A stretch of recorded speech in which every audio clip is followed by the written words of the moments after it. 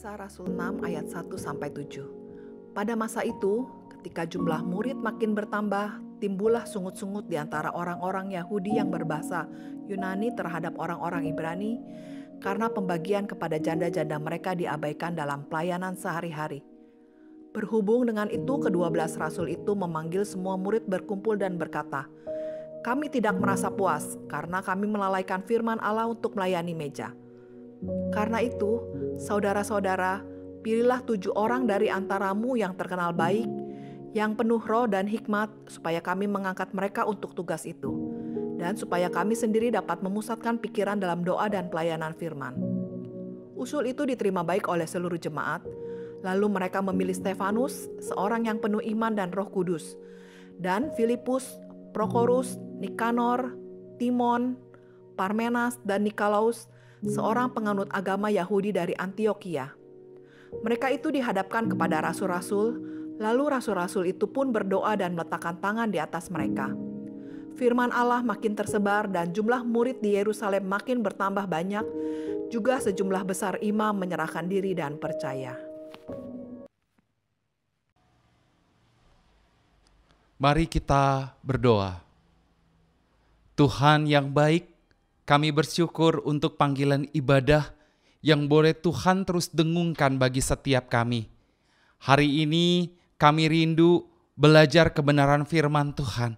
Ajar kami sebagai seorang murid yang tetap terus duduk diam taat mendengarkan apa yang gurumu kumandangkan melalui kebenaran firman Tuhan.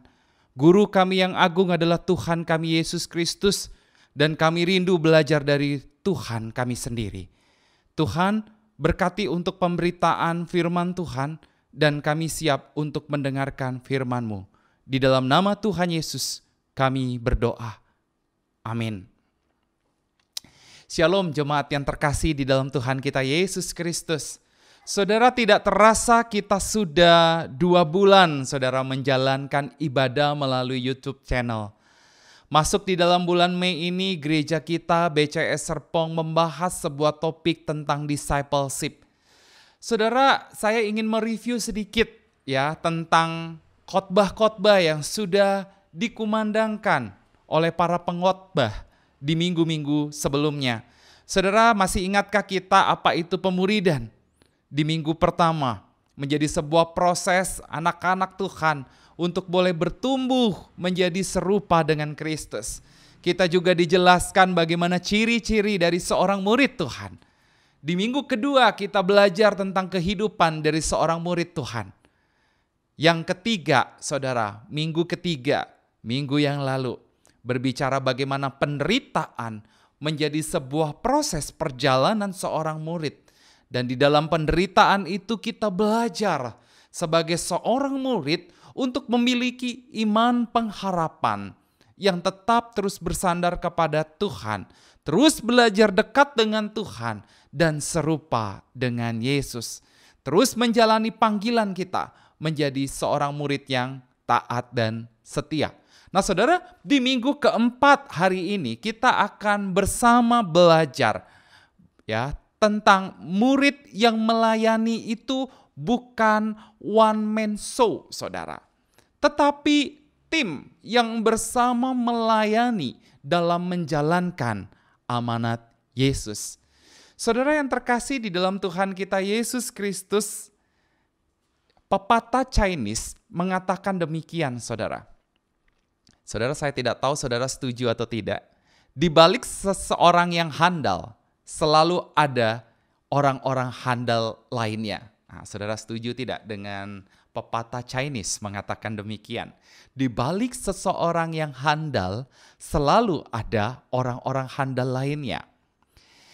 Saudara, satu adalah jumlah yang terlalu sedikit untuk mencapai kebesaran. Nah, saudara, ini kalimat yang kedua. Apakah saudara setuju? Satu adalah jumlah yang terlalu sedikit untuk mencapai kebesaran.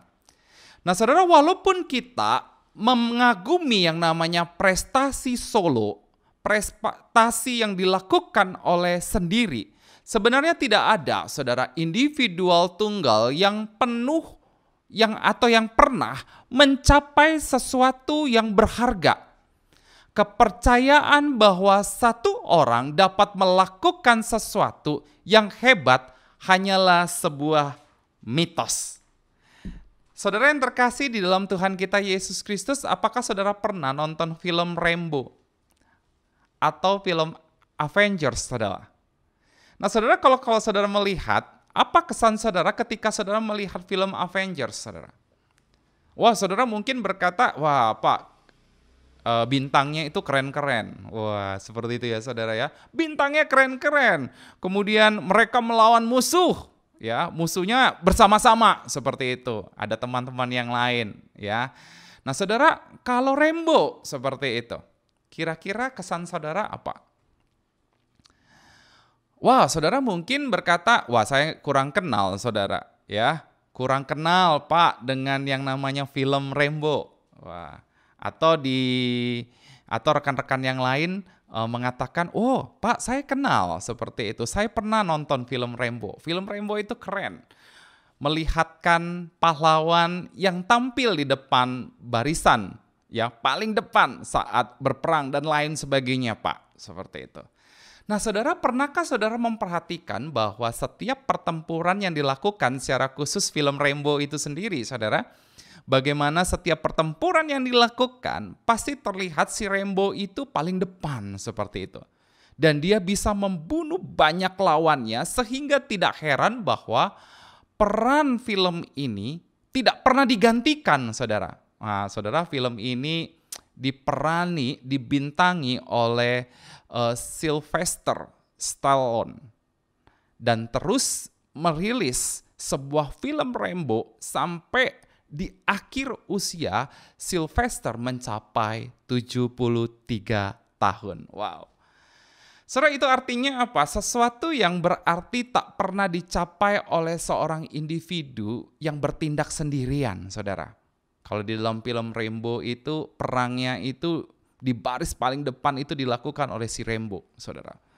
Lihatlah, di bawah permukaannya maka akan engkau temukan bahwa semua tindakan yang tampaknya sendiri dilakukan sebenarnya merupakan upaya tim. Saudara, maka dari itu saya setuju sekali, tim itu together everyone achieves more. Bersama dengan setiap orang mencapai lebih banyak. Nah saudara yang terkasih di dalam Tuhan, kira-kira apa kata Alkitab tentang teamwork? Saudara, saya percaya teamwork itu adalah biblical, saudara. Nah, kalau kita akan perhatikan bersama, saudara, di dalam perjanjian lama dan perjanjian baru, saudara. Di dalam perjanjian lama, di dalam Pengkhotbah 4 ayat 9 sampai 12a, ini salah satu contoh saja di dalam perjanjian lama, saudara. Saya akan membacakannya bagi setiap kita. Berdua itu lebih baik daripada seorang diri, karena mereka menerima upah yang baik dalam jerih payah mereka. Kalau mereka jatuh, yang seorang mengangkat temannya, tetapi orang yang jatuh yang tidak mempunyai orang lain untuk mengangkatnya. Juga kalau orang tidur berdua, mereka menjadi panas, tetapi bagaimana seorang saja dapat menjadi panas? Dan bila mana seorang yang dapat dialahkan, dua orang akan dapat bertahan. Tali 3 lembar tak mudah diputuskan. Saudara yang terkasih di dalam Tuhan, ini salah satu contoh di dalam perjanjian lama bahwa berdua itu lebih baik daripada seorang diri di dalam menjalankan segala sesuatunya. Saudara, kalau kita melihat di dalam perjanjian baru, apakah ada contoh-contoh yang lain, saudara? Saudara, kalau kita perhatikan di dalam perjanjian baru, jelas sekali Tuhan Yesus memilih 12 murid, saudara, untuk menyertainya. Di dalam Markus pasal yang ketiga ayat 14, saudara bisa baca sendiri di rumah, saudara. Di situ dikatakan bahwa Tuhan Yesus memilih 12 murid ya untuk menyertainya melakukan perjalanan pelayanan pemberitaan Injil. Nah saudara, di dalam Lukas pasal 10 ayat 1 sampai 24, saudara akan memperhatikan dan melihat bagaimana Tuhan Yesus pun, saudara, mengutus 70 murid dalam pelayanan sebagai tim. Mereka berdua-dua di dalam melayani. Nah saudara, contoh lainnya di dalam perjanjian baru, Tuhan Yesus juga melibatkan para murid di dalam peristiwa mukjizat memberi makan 5.000 orang. Itu artinya Tuhan tidak melakukan sendiri, tetapi melibatkan para murid dalam peristiwa mukjizat memberikan 5.000 orang makan. Saudara, tokoh-tokoh di dalam perjanjian baru yang lain, para rasul, saudara. Para rasul juga melayani sebagai satu tim, saudara. Kalau saudara melihat ya di dalam pelayanan Rasul Paulus, ya Rasul Paulus melayani bersama dengan rekan-rekannya seperti siapa? Barnabas, Lukas, Timotius, Silas, Priscilla, Aquila, Titus dan lain sebagainya. Nah saudara, kalau saudara melihat di dalam Kisah Para Rasul 14 ayat 23, saudara, Rasul Paulus menetapkan bagi mereka, bagi jemaat saat itu, penatua-penatua untuk melayani. Saudara, di dalam 1 Korintus 3 ayat 7 sampai dengan ayat yang 10, Paulus mendorong saudara jemaat Korintus untuk melayani apa? Sebagai satu tim. Ada yang menanam, ada yang menyiram, seperti itu saudara. Nah saudara yang terkasih, banyak lagi contoh-contoh yang lain saudara. Kalau saudara perhatikan di dalam 1 Korintus pasal yang ke-12 saudara, Paulus berbicara tentang gereja itu sebagai tubuh Kristus, ya. Ada tangan, ada kaki, seperti itu. Mereka punya peran mereka masing-masing.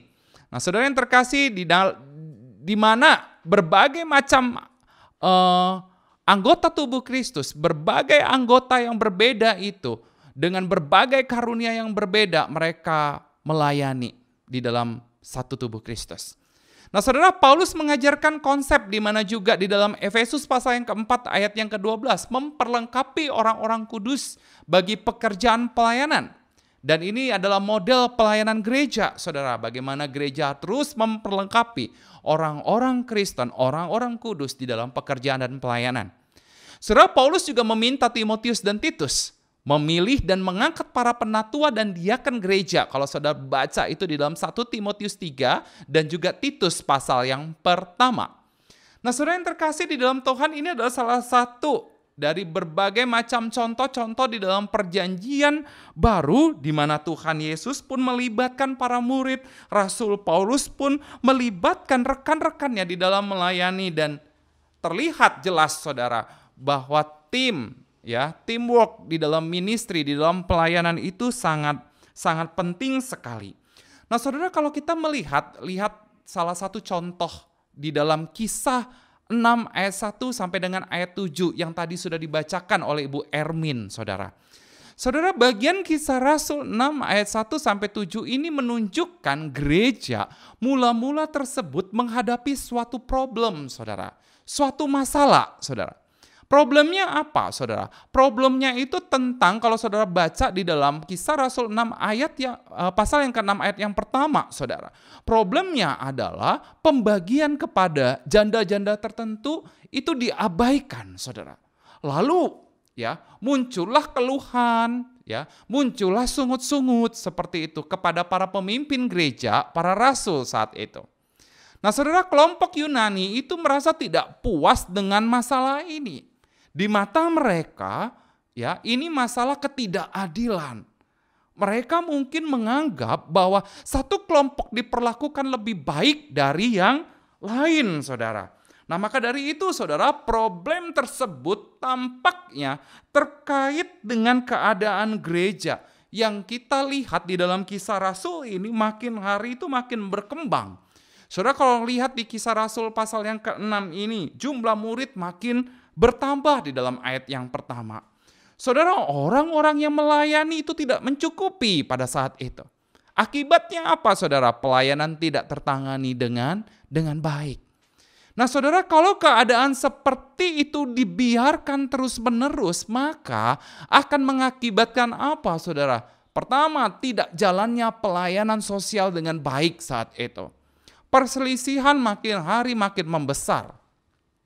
Kemudian mengganggu pelayanan dari para rasul yang penting, saudara, yaitu penggembalaan rohani, memberitakan akan kebenaran firman dan doa.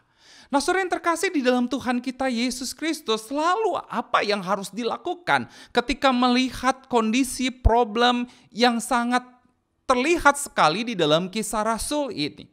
Nah, saudara, kita akan belajar dua hal, saudara. Nah, saudara yang terkasih di dalam Tuhan, jika selama ini pelayanan kita itu hanya one man show, ya, melayani hanya satu orang saja, itu artinya saudara harus menata ulang, ya, menjadikan pelayanan saudara itu pelayanan teamwork. Nah, maka dari itu saudara, murid Kristus itu harus sadar bahwa ketika dia terjun ke dalam pelayanan itu tidak dikerjakan sendiri, melainkan apa? Melainkan teamwork ministry, saudara. Nah, saudara, kita perhatikan secara implisit para rasul itu sebenarnya, saudara, di dalam bagian ini memandang bahwa pelayanan itu sebagai teamwork effort, saudara. Nah, saudara, para rasul itu secara tidak langsung memberikan contoh mengenai perlunya teamwork effort ketika mereka berkata, kami tidak merasa puas karena kami melalaikan firman Allah untuk melayani meja. Supaya kamu sendiri di dalam ayat 2 dan 4, supaya kamu sendiri dapat memusatkan pikiran dalam doa dan pelayanan.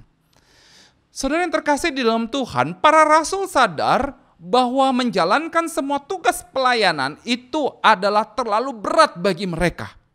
Ya, maka dari itu para rasul, ya, pada saat itu, ya, mereka juga sadar, mereka juga memanggil, mereka juga memilih orang-orang, ya, murid-murid untuk boleh membantu di dalam pelayanan mereka. Ya, mereka juga sadar akan panggilan dan tanggung jawab mereka utama, ya, yaitu memberitakan firman Tuhan. Maka dari itu, saudara, para rasul memanggil, ya, orang-orang murid-murid, ya, untuk boleh terlibat ambil bagian di dalam pelayanan. Saudara yang terkasih di dalam Tuhan kita Yesus Kristus, di masa pandemi saat ini, ya, engkau sebagai gereja, saya sebagai gereja itu bukan hanya berbicara soal bangunan seperti itu, melainkan bicara soal kita, saudara dan saya. Dan juga engkau sebagai murid Yesus. Saudara, kita harus sadar bahwa kita ini adalah pribadi-pribadi, anak yang diciptakan oleh Allah, ya. Kita ini juga adalah bagian dari tubuh Kristus yang harusnya memberikan pengharapan bagi dunia yang gelap ini. Nah, saudara, harusnya saudara, kita ini dapat mewujudkan yang namanya misi gereja. BCS, orang-orang di dalamnya itu harus sadar bahwa dia itu adalah diciptakan oleh Allah. Ya, juga mereka adalah tubuh Kristus yang memberikan pengharapan bagi dunia yang gelap saat ini. Nah, saudara, inilah yang harus diwujudkan. Misi inilah yang harus diwujudkan oleh gereja. Saudara, kalau berbicara tentang misi Allah, saudara, dari minggu pertama kita sudah berbicara soal bagaimana Allah, ya, hadir di tengah dunia ini, ya. Anak yang tunggal hadir di dalam dunia ini, ya, mereka Tuhan datang, ya, menyelamatkan hidup setiap kita. Dia datang hadir bagi dunia ini. Dan bukankah gereja pun harusnya hadir sebagai gereja yang mewujudkan esensi mereka sebagai apa? Ciptaan Allah, tubuh Kristus, dan juga pribadi-pribadi yang memberikan pengharapan bagi dunia ini. Saudara, kita tidak bisa lagi bicara bahwa tugas amanat Tuhan atau yang dikenal sebagai missio Dei adalah tugas hamba Tuhan sendiri. Tidak, saudara. Tetapi kita harus sadar bersama, kita yang diciptakan Allah, kita adalah tubuh Kristus. Ya, kita harus sadar bahwa kita tidak dapat menjalankan pelayanan sendiri. Ya, dan ini merupakan tugas kita bersama, bagian dalam tubuh Kristus yang memberikan tanda pengharapan bagi dunia yang gelap ini. Saudara, jangan melihat Kristus ini sebagai sebuah tekanan di dalam diri setiap kita Untuk pada akhirnya saudara dan saya tidak menjalankan peran saudara sebagai gereja. Tidak menjalankan peran saudara sebagai murid Tuhan Yesus. Tetapi saudara, lihatlah krisis ini sebagai sebuah kesempatan. Kesempatan untuk apa saudara? Kesempatan untuk saudara bersaksi lebih banyak lagi. Ya, bersaksi lebih intens lagi tentang siapa? Tentang Kristus. Yang adalah Allah penolong kita, penyelamat hidup kita, yang memberikan pengharapan bagi setiap kita. Saudara, gereja jangan menjadi gereja yang lemah. Jangan menjadi gereja yang lumpuh. Justru saudara, semangat misi Allah itu sendiri harus menjadi semangat di dalam diri kita untuk pada akhirnya kita bersaksi. Ya. Dan gereja itu harus cekatan, harus sedikit lincah menyaksikan Kristus di tengah pandemi ini. Saudara, gereja harus terus dapat berkoinonia. Saudara, saya diingatkan oleh dosen-dosen di sekolah teologi di mana tempat saya menimba ilmu, saudara. Mereka mengingatkan gereja itu harus terus dapat berkoinonia di dalam keterbatasan mereka. Berkoinonia berarti bersekutu, tidak hanya bersekutu tetapi membangun sebuah relasi kepada siapa? Kepada orang percaya lainnya, saudara.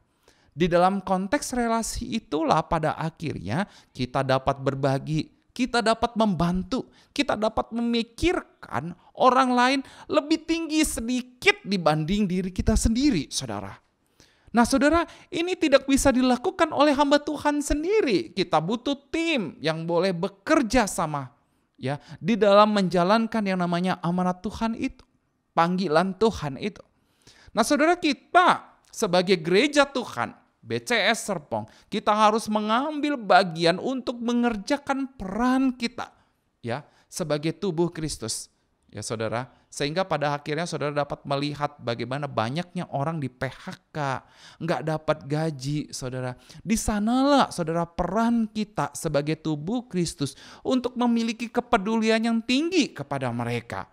Nah saudara, bukankah hal itu sederhana bisa kita lakukan? Kita bisa berdoa bagi mereka, kita kasih support bagi mereka di tengah keterbatasan kita saat ini. Nah saudara yang terkasih di dalam Tuhan kita Yesus Kristus, bukankah itu hal sederhana yang harusnya bisa kita lakukan sebagai gereja Tuhan? Bukankah Tuhan Yesus juga sudah menunjukkan kepeduliannya terhadap saudara dan saya sebagai manusia yang berdosa? Dia datang ke dalam dunia ini untuk menyelamatkan hidup saudara dan saya. Itu buktinya bahwa Allah itu peduli, Allah itu berbelas kasihan kepada setiap hidup kita. Nah saudara yang terkasih di dalam Tuhan kita Yesus Kristus, maka dari itu saya setuju sekali dengan seorang tokoh bernama D.L. Moody. D.L. Moody mengatakan demikian, saudara.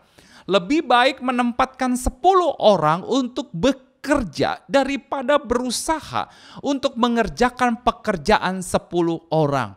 Saudara, siapa sih di antara kita? Saya setuju sekali, di antara kita saudara yang bisa mengerjakan pekerjaan dengan sendiri, pekerjaan 10 orang, saudara.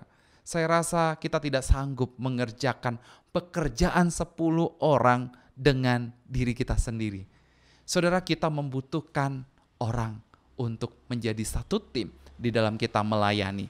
Saudara, maka dari itu perlunya yang namanya teamwork effort. Dan hal itu juga terlihat di dalam apa saudara? Di dalam para rasul memilih 7 orang untuk melayani terhadap para janda di dalam Kisah Rasul pasal yang ke-6. Nah ini adalah teamwork ministry, saudara. Dan yang dipilih adalah orang-orang yang tepat. Yakni apa? Yakni 7 orang dari kelompok Yunani, saudara. Ya, kalau saudara perhatikan di dalam bagian tersebut 7 orang dalam kelompok Yunani. Saudara, maka dari itu saudara, pelajaran yang berharga yang kita mungkin bisa ambil, bagaimana teamwork itu menjadi sebuah yang esensial bagi vitalitas dan kehidupan gereja. Saudara, hal ini harus kita jalankan sebagai tubuh Kristus, sebagai gereja Tuhan. Karena apa saudara? One person cannot do it all. Satu orang itu tidak bisa mengerjakan semuanya. Allah tidak memanggil kita untuk menjadi Lone Ranger minister. Ingat saudara, Allah tidak memanggil kita untuk menjadi Lone Ranger minister. Tapi Allah rindu kita boleh berbagian menjadi satu teamwork di dalam pelayanan kita secara khusus di BCS Serpong.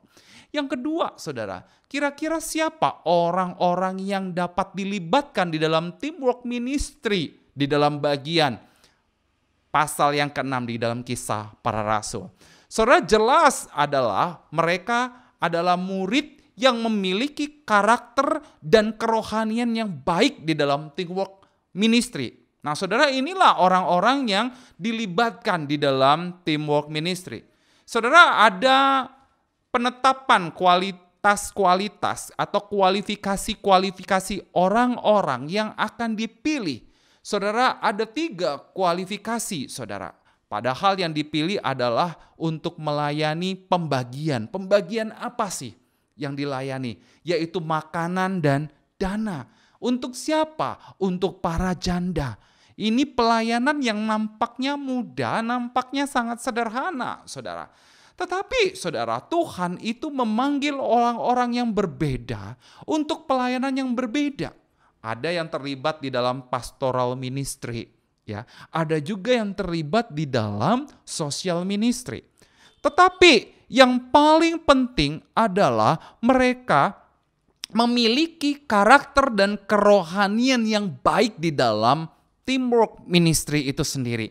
Maka dari itu saudara, perlu menjadi catatan bagi setiap kita di dalam Kisah Rasul 6 ini, perlu untuk kita ketahui bahwa pelayanan para rasul dan pelayan 7 orang tersebut ya adalah sama-sama pelayanan diakonia di dalam ayat 1 dan juga ayat yang keempat. Nah, itu artinya keduanya adalah pelayanan Kristen, saudara, konteksnya.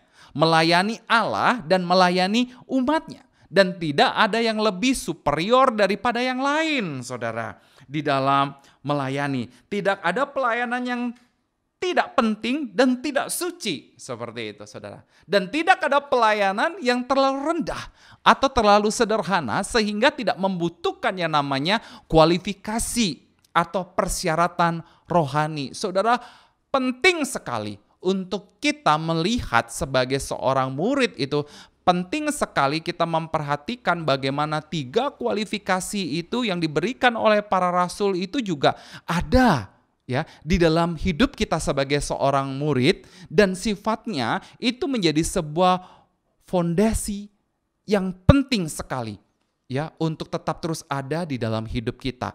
Apa saja 3 kualifikasi? Yang pertama ada di dalam ayat yang ketiga, saudara, di dalam pasal yang ke-6, saudara.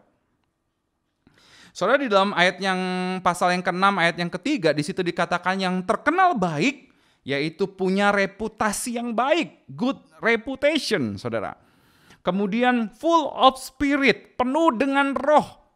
Dan yang ketiga, full of wisdom, penuh dengan hikmat. Nah saudara, 3 kualifikasi ini bukanlah berbicara tentang administrasi skillnya itu baik, hebat, atau abilitiesnya baik dan hebat, tidak saudara, tetapi berbicara spiritualitas, karakter, dan kehidupan kerohanian itu penting di dalam pelayanan untuk Tuhan. Saudara, gereja mula-mula memilih para pemimpin, pelayan bukan berdasarkan mereka itu hebat, pintar, banyak uang, dan memiliki segala sesuatunya. Atau beberapa banyak pengalaman secara manajemen lah, atau hal yang lain. Tetapi saudara, gereja mula-mula memilih para pemimpin pelayan itu berdasarkan spiritual qualification. Kehidupan kerohanian mereka. Saudara, mengapa spiritualitas yang baik itu sangat penting dalam pelayanan teamwork? Jelas saudara, spiritualitas yang baik itu berpengaruh dalam teamwork effort dalam pelayanan kita di gereja. Nah saudara yang terkasih di dalam Tuhan kita Yesus Kristus, biarlah kita kembali diingatkan dan disadarkan bahwa pelayanan saudara dan saya sebagai murid Tuhan Yesus itu saudara, tidak dapat dilakukan sendiri saudara, melainkan teamwork ministry. Yang kedua, kita harus mengingat bahwa pelayanan seorang murid harus diimbangi dengan spiritualitas yang baik, sehingga pelayanan itu dapat memberikan dampak bagi orang lain. Saudara, mari kita sebagai tubuh Kristus menjalankan peran kita saat ini, menjadi pribadi-pribadi, menjadi gereja yang dapat berdampak positif, menjadi kesaksian bagi orang-orang yang saat ini mengalami kesusahan, kesulitan di dalam hidup. Mari sebagai gereja kita itu menjadi sign of hope, menjadi tanda pengharapan bagi dunia saat ini, di mana dunia membutuhkan Allah, membutuhkan Kristus. Mari kita sebagai tubuh Kristus sekali lagi menjalankan peran ini. Amanat agung Tuhan itu tetap menjadi semangat spirit yang terus tertancap di dalam diri kita, agar kita boleh tetap terus berkobar-kobar untuk melayani Tuhan, menjalankan amanat agung Kristus. Amin. Mari kita tundukkan kepala, kita berdoa. Kami bersyukur untuk kebenaran firman Tuhan yang boleh kami pelajari bersama. Kiranya kebenaran firman Tuhan sekali lagi mengingatkan kepada setiap kami, bagaimana kami sekali lagi diingatkan sebagai seorang murid ketika kami terjun di dalam pelayanan kami kepada Tuhan. Kami diingatkan bahwa pelayanan tidak dapat kami lakukan sendiri, tetapi pelayanan menjadi sebuah pelayanan teamwork ministry. Kami harus bersama-sama melibatkan satu dengan yang lain di dalam pekerjaan pelayanan, mengemban akan amanat Tuhan. Kami juga diingatkan ketika kami terjun di dalam pelayanan kami sebagai seorang murid, kami juga diingatkan untuk tetap terus memiliki karakter spiritualitas yang baik, sehingga tidak mengganggu pelayanan ministry kami di dalam kami bergereja. Kami rindu Tuhan, kiranya kebenaran firman Tuhan sekali lagi boleh mengingatkan setiap kami untuk kami boleh tetap terus belajar, tidak hanya menjadi pendengar firman, tetapi kami belajar untuk melakukan kebenaran itu. Ini doa kami Bapa, di dalam nama Tuhan Yesus kami berdoa. Amin.